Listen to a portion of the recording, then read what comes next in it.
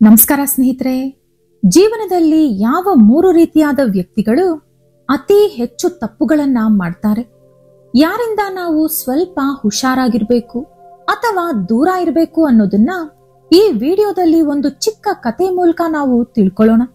ಈ ಕತೆ ಜೀವನದಲ್ಲಿ ನಿಮಗೆ ತುಂಬಾ ಉಪಯೋಗವಾಗುತ್ತೆ. ಹಾಗಾಗಿ ವಿಡಿಯೋ ಸ್ಕಿಪ್ ಮಾಡದೆ ಕೊನೆಯವರೆಗೂ ನೋಡಿ. ಆದ್ರೆ ಅದಕ್ಕೂ ಮುಂಚೆ ನೀವಿನ್ನೂ ನಮ್ಮ ಚಾನೆಲ್ ಅನ್ನು ಸಬ್ಸ್ಕ್ರೈಬ್ ಮಾಡ್ಕೊಂಡಿಲ್ಲ ಅಂದ್ರೆ ಖಂಡಿತ ಈಗಲೇ ಸಬ್ಸ್ಕ್ರೈಬ್ ಮಾಡ್ಕೊಳ್ಳಿ. ಹಾಗೆ ಈ ವಿಡಿಯೋ ಇಷ್ಟ ಆದ್ರೆ ಮರೀದೆ ಒಂದು ಲೈಕ್ ಕೊಡಿ. ಸ್ನೇಹಿತರೆ, ಪೂರ್ವದಲ್ಲಿ ಒಂದು ನಗರದಲ್ಲಿ ಒಬ್ಬ ಕಳ್ಳ ಇದ್ದ.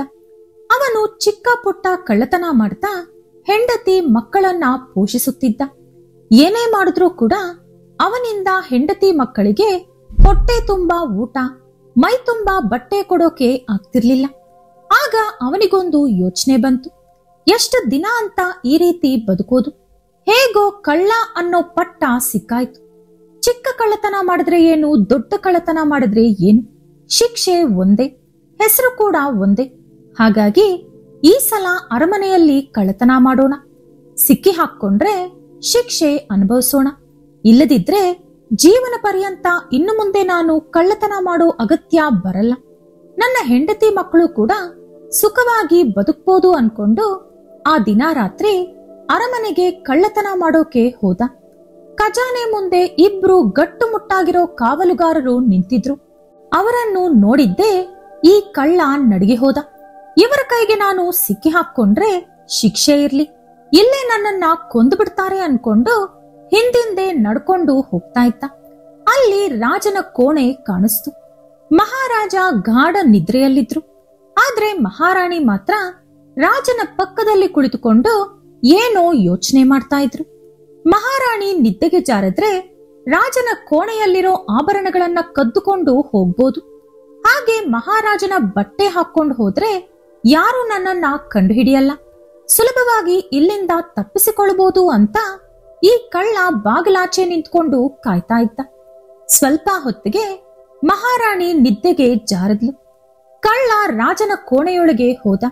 ಕೆಲವು ಆಭರಣಗಳು ಹಾಗೂ ರಾಜನ ಬಟ್ಟೆ ಕದ್ದುಕೊಂಡು ಹೊರಗಡೆ ಬರುವಾಗ ಅವನ ಕೈಗೆ ಲೋಟ ತಾಕಿ ಕೆಳಗೆ ಬಿದ್ದು ಹೋಯ್ತು. ಆ ಶಬ್ದಕ್ಕೆ ಆಗ ತಾನೇ ನಿದ್ದೆಗೆ ಜಾರಿದಂತ ಮಹಾರಾಣಿ ಎದ್ದು ಬಂದು ಇವನ ಮುಂದೆ ನಿಂತ್ಕೊಂಡ್ಲು. ಮಹಾರಾಜ ಮಾತ್ರ ಇನ್ನೂ ಗಾಢವಾದ ನಿದ್ರೆಯಲ್ಲಿದ್ರು. ಮಹಾರಾಣಿಯನ್ನು ನೋಡಿದ್ದೇ ಇವನಿಗೆ ಜೀವ ಹೋದಂತಾಯ್ತು. ಮಹಾರಾಣಿ, ತಿಳಿಯದೆ ತಪ್ಪು ಮಾಡ್ಬಿಟ್ಟೆ, ನನ್ನನ್ನು ಕ್ಷಮಿಸಿಬಿಡಿ ಎಂದು ಬೇಡಿಕೊಂಡ. ಆಗ ಮಹಾರಾಣಿ, ನಾನು ನಿನ್ನನ್ನು ಕ್ಷಮಿಸುತ್ತೇನೆ, ಆದರೆ ನನಗೋಸ್ಕರ ನೀನೊಂದು ಕೆಲಸ ಮಾಡಬೇಕು ಅಂದ್ಲು. ನೀವೇನೇ ಹೇಳಿದ್ರು ಮಾಡ್ತೀನಿ ಅಂದ ಕಳ್ಳ. ನೋಡು, ಮಹಾರಾಜ ಈಗ ವೃದ್ಧರಾಗಿದ್ದಾರೆ.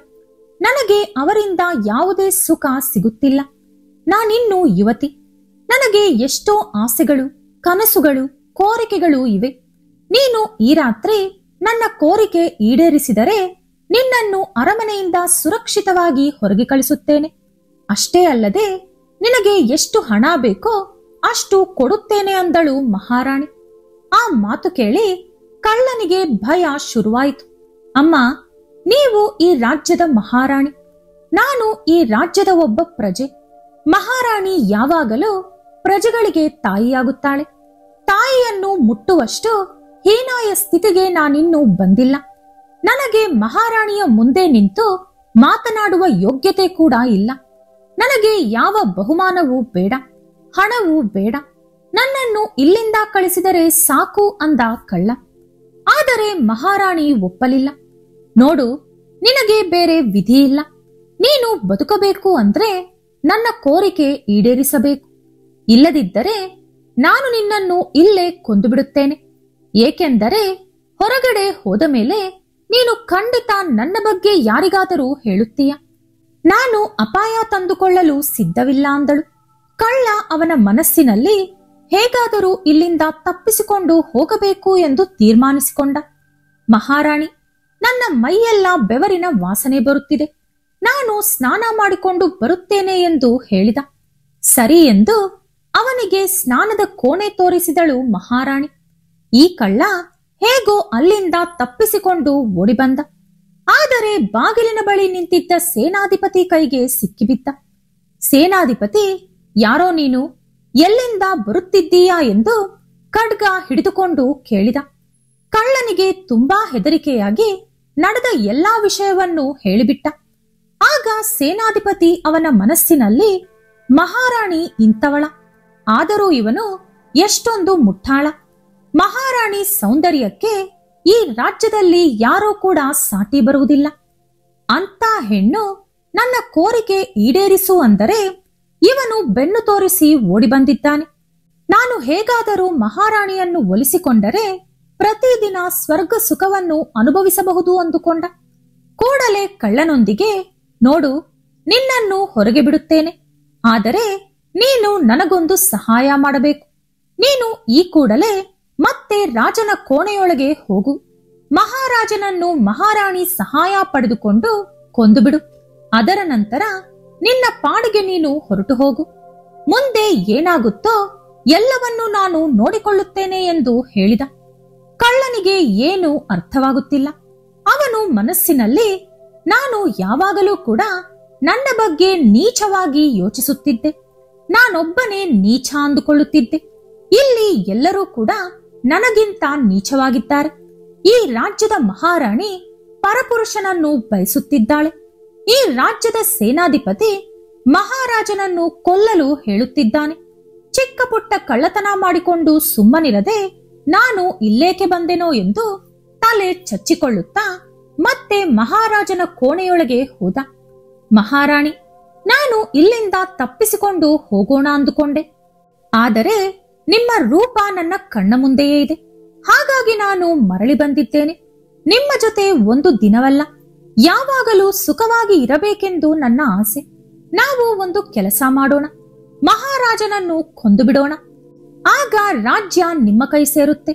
ನಾನು ಸೇವಕನಂತೆ ಇಲ್ಲೇ ಇದ್ದು ಬಿಡುತ್ತೇನೆ. ಆಗ ನಮ್ಮ ಬಗ್ಗೆ ಯಾರಿಗೂ ಅನುಮಾನ ಬರುವುದಿಲ್ಲ.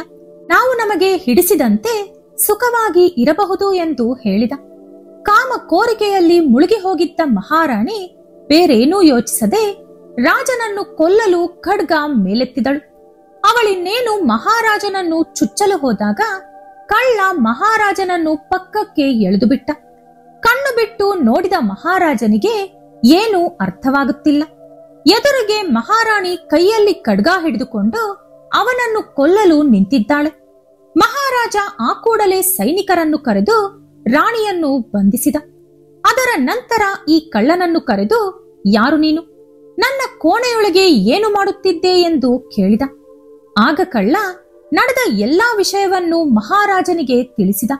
ಮಹಾರಾಜ, ನಾನು ಮೊದಲೇ ನಿಮ್ಮನ್ನು ಎಚ್ಚರಗೊಳಿಸಿ ವಿಷಯ ಹೇಳಬಹುದಿತ್ತು. ಆದರೆ ನನ್ನ ಮಾತು ನೀವು ನಂಬುತ್ತಿರಲಿಲ್ಲ. ಏಕೆಂದರೆ ನಾನೊಬ್ಬ ಕಳ್ಳ. ಹಾಗೆ ನೀವು ಯಾವ ಕಾರಣದಿಂದಲೂ ನಿಮ್ಮ ಸೇನಾಧಿಪತಿ ಹಾಗೂ ಮಹಾರಾಣಿಯನ್ನು ಅನುಮಾನಿಸುತ್ತಿರಲಿಲ್ಲ. ನಾನು ಏನೋ ಒಂದು ಕಾರಣ ಕೊಟ್ಟು ಇಲ್ಲಿಂದ ಹೋಗಬಹುದಿತ್ತು. ಆದರೆ ಮತ್ತೆ ನಿಮಗೆ ಇದೇ ಪರಿಸ್ಥಿತಿ ಬರುತ್ತದೆ. ನಮ್ಮ ರಾಜ್ಯದ ಮಹಾರಾಜನನ್ನು ಕಳೆದುಕೊಳ್ಳಲು ನನಗೆ ಇಷ್ಟವಿಲ್ಲ. ಹಾಗಾಗಿ ನಾನು ಮಹಾರಾಣಿಯ ಪರವಾಗಿರುವಂತೆ ನಾಟಕವಾಡಿದೆ. ನನ್ನನ್ನು ನಂಬಿ ನಿಮ್ಮನ್ನು ಕೊಲ್ಲಲು ಮುಂದಾದರೂ ಮಹಾರಾಣಿ. ಮಹಾರಾಜ, ನಾನು ಕಳ್ಳನಿರಬಹುದು, ಆದರೆ ನೀತಿ ಕೆಟ್ಟವನು ಮಾತ್ರ ಅಲ್ಲ. ನಾವು ಜೀವನದಲ್ಲಿ 3 ರೀತಿಯಾದ ವ್ಯಕ್ತಿಗಳನ್ನು ಯಾವಾಗಲೂ ನಂಬಬಾರದು. ಹಾಗೆ ಅವರನ್ನು ನಮ್ಮ ಹತ್ತಿರ ಇಟ್ಟುಕೊಳ್ಳಬಾರದು. ಅವರಲ್ಲಿ ಮೊದಲನೆಯವರು ಕಾಮಕ್ಕೆ ದಾಸರು. ಇಂಥವರು ಅವರ ಕೋರಿಕೆ ಈಡೇರಿಸಿಕೊಳ್ಳಲು ಎಂಥ ನೀಚ ಕೆಲಸ ಬೇಕಾದರೂ ಮಾಡುತ್ತಾರೆ. ಗಂಡ ಹೆಂಡತಿಯನ್ನು ಕೊಲ್ಲುತ್ತಾನೆ, ಹೆಂಡತಿ ಗಂಡನನ್ನು ಕೊಲ್ಲುತ್ತಾಳೆ. ಪರಪುರುಷರೊಂದಿಗೆ ಅಕ್ರಮ ಸಂಬಂಧಕ್ಕಾಗಿ ಹೆತ್ತ ತಾಯಿಯೇ ಮಕ್ಕಳನ್ನು ಕೊಂದು ಬಿಡುತ್ತಾಳೆ. ಹಾಗಾಗಿ ಇವರನ್ನು ದೂರ ಇಡಬೇಕು. ಎರಡನೆಯವರು ಅತಿ ಆಸೆ ಇರುವವರು. ಇವರು ಕೂಡ ಅವರ ಆಸೆ ಪೂರೈಸಿಕೊಳ್ಳಲು ಏನು ಬೇಕಾದರೂ ಮಾಡುತ್ತಾರೆ. ಹಣಕ್ಕಾಗಿ ಎಂಥ ನೀಚ ಕೆಲಸ ಬೇಕಾದರೂ ಮಾಡುತ್ತಾರೆ. ಯಾರನ್ನು ಬೇಕಾದರೂ ಕೊಲ್ಲುತ್ತಾರೆ, ಯಾರನ್ನು ಬೇಕಾದರೂ ಮಾರುತ್ತಾರೆ. ಇನ್ನು ಮೂರನೆಯವರು ಅತಿಯಾಗಿ ಕೋಪ ಇರುವವರು. ಇವರು ಕೋಪದಲ್ಲಿ ದುಡುಕಿ ಏನು ಮಾಡುತ್ತಾರೆ ಎಂದು ಇವರಿಗೂ ಕೂಡ ಗೊತ್ತಿರುವುದಿಲ್ಲ. ಹಾಗಾಗಿ ಈ 3 ಗುಣಗಳಿರುವ ವ್ಯಕ್ತಿಗಳು ಅವರನ್ನವರು ನಿಗ್ರಹಪಡಿಸಿಕೊಳ್ಳಲು ಸಾಧ್ಯವಾಗುವುದಿಲ್ಲ. ಅವರು ಯಾವ ಕ್ಷಣವಾದರೂ ನಮಗೆ ಅಪಾಯ ತಂದಿಡುತ್ತಾರೆ. ಹಾಗಾಗಿ ಅವರನ್ನು ಎಷ್ಟು ದೂರ ಇಡುತ್ತೀವೋ ಅಷ್ಟು ನಮಗೆ ಒಳ್ಳೆಯದಾಗುತ್ತದೆ ಅಂದ ಕಳ್ಳ. ಕಳ್ಳನ ನೀಯತ್ತು ರಾಜನಿಗೆ ಹಿಡಿಸಿತು. ಹಾಗೆ ಅವನ ಬುದ್ಧಿವಂತಿಕೆ ಕೂಡ ರಾಜನಿಗೆ ಹಿಡಿಸಿ ಅವನನ್ನು ಖುದ್ದಾಗಿ ಅವರ ಸಲಹಾದಾರನಾಗಿ ಮಹಾರಾಜ ನೇಮಿಸಿದ. ಹಾಗೆ ಅವನಿಗೆ ದ್ರೋಹ ಬಗೆದ ಮಹಾರಾಣಿ ಹಾಗೂ ಸೇನಾಧಿಪತಿಗೆ ಗಲ್ಲು ಶಿಕ್ಷೆ ಹಾಕಿದ ಮಹಾರಾಜ. ಈ ವಿಡಿಯೋ ನಿಮಗೆ ಇಷ್ಟ ಆದ್ರೆ ಲೈಕ್ ಮಾಡಿ, ಶೇರ್ ಮಾಡಿ. ಇಂಥ ಹೆಚ್ಚಿನ ಉತ್ತಮ ಕಥೆಗಳಿಗಾಗಿ ತಪ್ಪದೇ ನಮ್ಮ ಚಾನೆಲ್ ಅನ್ನು ಸಬ್ಸ್ಕ್ರೈಬ್ ಮಾಡ್ಕೊಳ್ಳಿ. ನಾಳೆ ಮತ್ತೊಂದು ವಿಡಿಯೋದೊಂದಿಗೆ ಪುನಃ ಭೇಟಿಯಾಗೋಣ. ಧನ್ಯವಾದಗಳು.